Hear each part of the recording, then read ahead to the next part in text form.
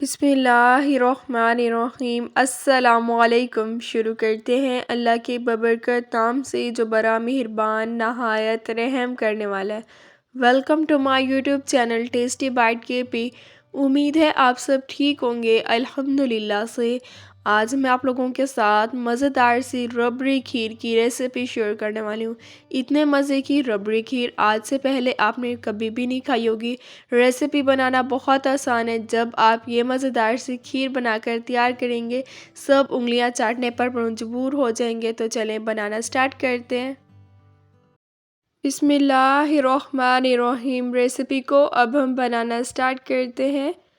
2 tablespoon मैंने यहाँ पर लंबा चावल ले लिया है, इसे बाउल में ऐड कर दिया है। अगर आपने टोटा चावल का यूज़ करना है तो आप उसका भी यूज़ कर सकते हैं। हाफ कप इसमें पानी ऐड कर दिया है। 10 से 15 मिनट चावलों को पानी में भिगो के रख देना है ताकि चावल सॉफ्ट हो जाएं। पैन में मैंने 4 गिलास दूध ऐड कर दिया है। हाफ टी स्पून अब मैं इसमें इलायची पाउडर ऐड कर दूंगी। अगर आपने इलायची के दाने ऐड करने हैं तो आप वो भी ऐड कर सकते हैं। अब हम दूध को अच्छी तरह से बॉईल कर लेंगे।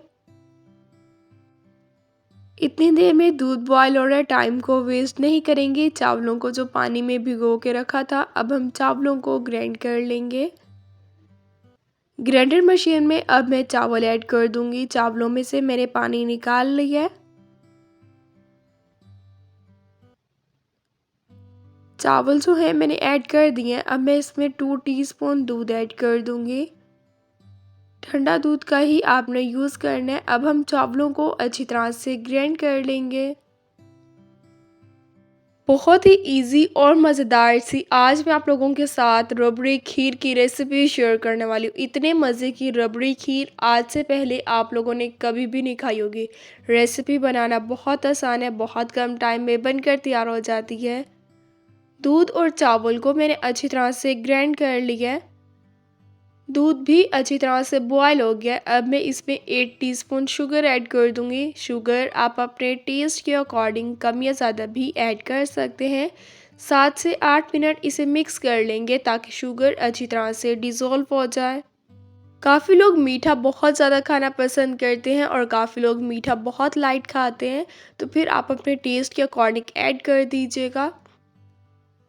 शुगर जो है वो अच्छी तरह से डिज़ोल्व हो गई है। अभी हमने दूध में जो चावलों को ग्राइंड किया था अब हम वो ऐड कर देंगे। दूध और चावलों को जो ग्राइंड किया था वो मैंने ऐड कर दिया है। अब हम 7 से 8 मिनट इसे पका लेंगे ताकि चावल भी अच्छी तरह से कुक हो जाए। चैनल को सब्सक्राइब करना भूल गए हैं तो प्लीज़ आप लोग चैनल को ज़रूर सब्सक्राइब करें, बेल के आइकन को भी लाजमी प्रेस करें ताकि आप लोगों को मेरी हर आने आने वाली वीडियो का नोटिफिकेशन मिल जाए और आप लोगों से मेरी कोई भी वीडियोस मिस ना हो। वीडियोस को प्लीज़ आप लोग लाइक भी किया करें और अपने फैमिली मेम्बर्स के साथ ज़रूर शेयर किया करें।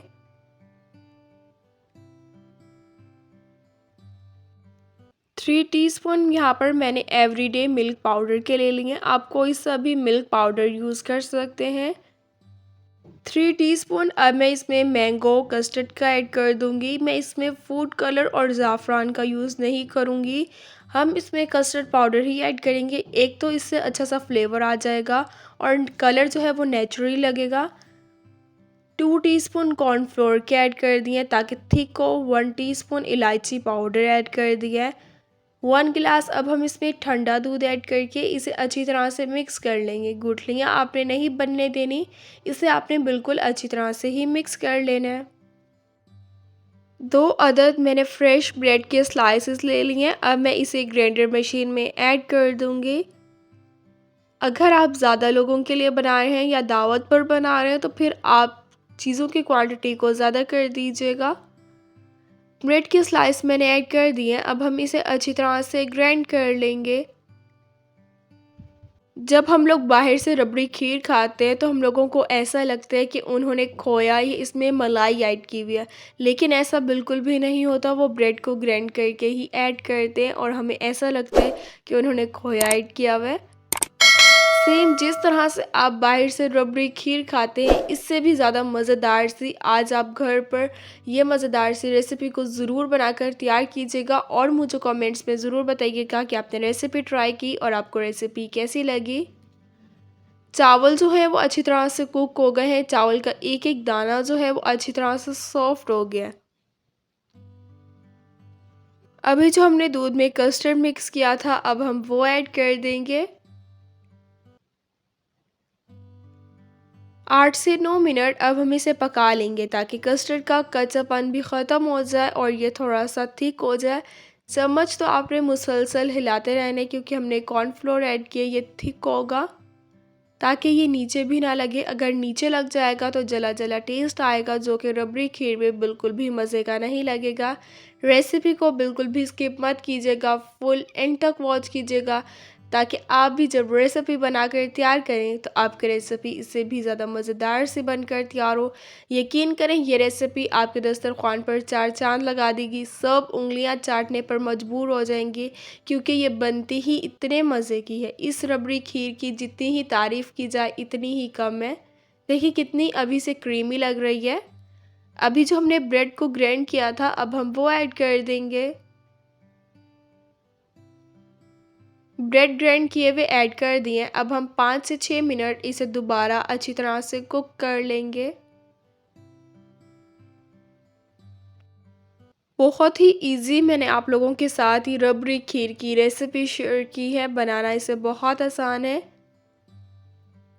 एक दफ़ा जब आपने ये मज़ेदार सी रबड़ी खीर बनाकर तैयार करनी है तो यकीन करें आप इस रेसिपी के फ़ैन हो जाएंगे, आप बार बार इस रेसिपी को बनाना पसंद करेंगे। अपने फैमिली मेम्बर्स के साथ भी इस रेसिपी को ज़रूर शेयर कीजिएगा ताकि वो भी इस मज़ेदार से रबड़ी खीर को बनाकर तैयार कर सके। अच्छी तरह से मैंने इसे पका लिया। रबड़ी खीर बिल्कुल अच्छी तरह से बनकर तैयार हो गई है। अब मैं इसे डिश आउट कर लूँगी। देखें कितने मज़े की और क्रीमी जो है इसका टेक्सचर है, कितने मज़े की और क्रीमी सी जो है हमारी रबड़ी खीर बनकर तैयार हुई है। थोड़े से थोड़े से मैं बारीक चॉप किए हुए बादाम से डिश आउट कर लूँगी। अगर आपने पिस्ता, बादाम या काजू इसके अलावा और कोई ड्राई फ्रूट ऐड करना है तो आप वो भी ऐड कर सकते हैं। इसे देखते देखते आपके मुंह में भी पानी आ गया होगा। जाए किचन में जाएं और इस रेसिपी को ज़रूर बनाकर तैयार करें। इंशाल्लाह रेसिपी आपको बहुत पसंद आएगी। जितनी ये दिखने में मज़े की लग रही है इससे ज़्यादा ये खाने में लगती है। मुझे आप लोग अपनी दुआओं में याद रखिएगा। इंशाल्लाह फिर मिलूँगी आप लोगों से अपनी नेक्स्ट वीडियो में। तब तक के लिए अल्लाह हाफ़िज़।